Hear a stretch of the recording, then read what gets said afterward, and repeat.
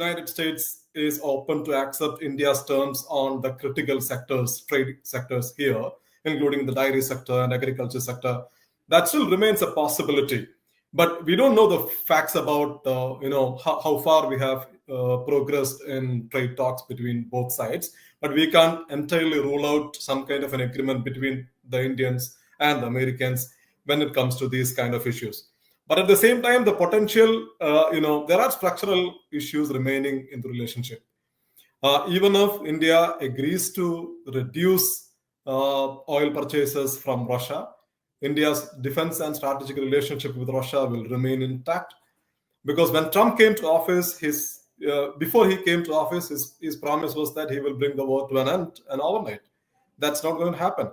And now, if you look at the UN speech, Trump is saying that, okay, the Europeans are funding their own war. He makes fun of them. And he also says that if President Putin is not accepting any agreement, the Americans are going to impose more sanctions on Russia.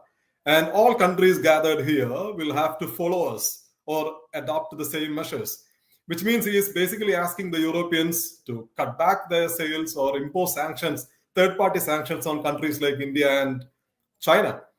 As long as the war continues, these pressure points remain. And then secondly, and Trump, Go ahead. Trump himself realizes that it is not in his hands to bring the war to an end. That's why he is now turning up the pressure on the Europeans. This is also something like passing the baton. Because I think that's a really important point, because I think, Ambassador Kumar, if I may get you in on that note, Stanley, that's a really important point you flagged. Is that why he suddenly turned his attention to Gaza? Like, basically, Russia and Ukraine is what he thought he could bring home, not been able to bring home. So he's lashing out now, I think, as Stanley says, at the EU and a little bit at India and China. But his meeting today, which he called his most, not today, well, in the last few hours, that he called his most important meeting. The Pakistani Prime Minister, Erdogan, the Saudis, Qataris, with Gaza in mind, right? Why? I mean, has he run out of patience with Netanyahu? Is this now what he's hoping to, is this the war he's now hoping to end? This is even tougher for him, given, Israel's sort of deep pockets of influence in the United States.